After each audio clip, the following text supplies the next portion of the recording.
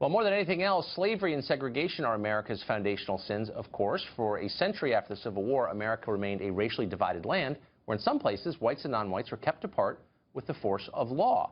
If you attended school in the last 40 years, the end of that system was a big deal. It was celebrated. Everyone was happy about it. But it turns out we may have had it wrong, at least according to Columbia University, because the school has set aside rooms that can only be used by people on the basis of their skin color, for non-white or gay rights groups. Straight whites, not allowed. Sean Ryan is a Columbia student who co-chairs a committee that recommended that new policy, and he joins us to explain the thinking behind it. Hey, Sean, thanks for joining us. Thanks for having me on, Tucker. So the idea behind this kind of challenges a lot of our assumptions. I mean, if you can't be around people who are different from you, if being around them makes you so uncomfortable you need your own place to be, that suggests that the underlying assumption about diversity is wrong, which is, of course, being around people who are different from you is a good thing, right? So thanks so much, Tucker, again, for having me on the show. So, you know, when 2 rooms became available in our student center pretty recently, you know, we looked across our community to build broad consensus among students, student groups, student councils to figure out what would be the best way to use these rooms to meet the needs of our community. And so, you know, this decision, you know, really came at a time when we've been having a lot of issues around suicide and mental health and isolation. And so we ended up deciding on dedicating one space to LGBT students and the other to students of color, and this was a data-driven decision. 63% of the students who have died by suicide at Columbia since the year 2000 are students of color. 2 LGBT students, openly LGBT students, have died by suicide at Columbia in the past 3 years.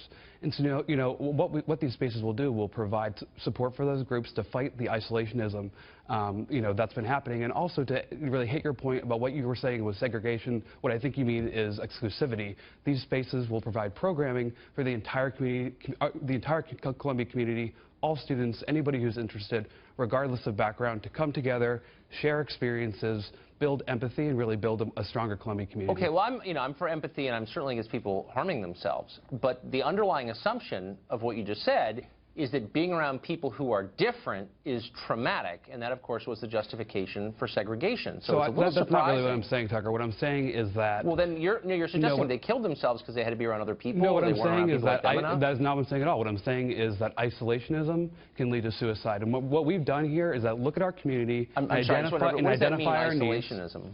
Isolationism, you know, not feeling like you can come together with others and really share your experiences. It's important to feel like you have people around you that understand you, and there are differences in these communities. And so it's really important for people to have that opportunity to come together and also provide the opportunity for anyone in the community, regardless of background, skin color, anything, to come together and hear that, so that together we can build a stronger community. So groups of white students could use the room set aside for students of color? They could use the room to come together for programming with students from those backgrounds, so that we can share experiences. What if they felt uncomfortable? I mean, because obviously Columbia has a relatively small percentage of white men there. I mean, they're a distinct minority on campus. So if they wanted to set up their own area, would you be for that?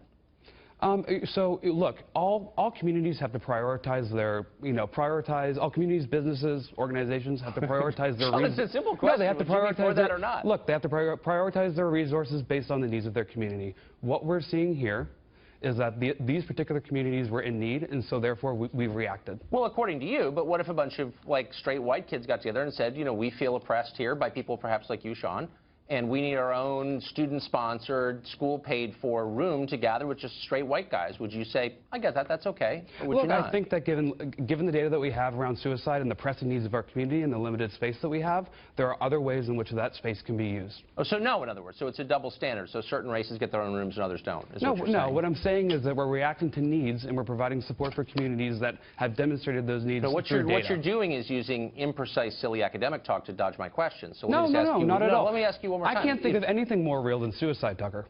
Well, I'm not denying the reality of suicide. Well, I know. You said I was using academic talk. I'm not doing that at all. No, I'm contesting your assumption about what causes suicide. No, so you don't think that isolationism causes suicide? I don't know what isolationism is. It's actually a foreign policy term here in Washington. So, I guess it means nothing around people who when are I say like isolation, you? yeah, I mean cutting yourself off, not feeling like you have a community. So, and there are differences among these communities. Let's get deeper here. So you're saying that people are more comfortable, maybe have better mental health when they're around people who are just like them. And I'm saying I feel like maybe that's true, but it's kind of a radical thing to say, because that, of course, again, was what the people who supported segregation said. Tucker, and is what it the a radical liberals said thing? No, in response was, no, we need diversity. Is You it got to be around people who are different. Is it a radical thing to say that, you know, somebody who is closeted gay and, feels, harm in their community because of that, not in the Columbia community, but maybe at home, to come together with somebody else who's openly gay and share experiences and feel more comfortable, is that not a good thing for our community? Well, I don't know. I thought that it was good to be with people who are different from you. I thought diversity was our strength, but you're saying it's not. Yeah, I think that's important too. No. This is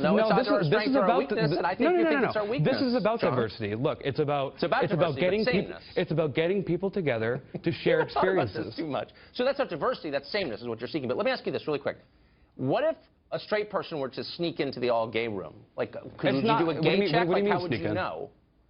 Well, if you're setting aside a room for all gay people, what if someone said, hey, I'm gay too, because, he wanted to use the room? Is there like a gay test, or how do you ascertain gayness? As I said, anybody can come into these spaces to talk about issues. This is not a test.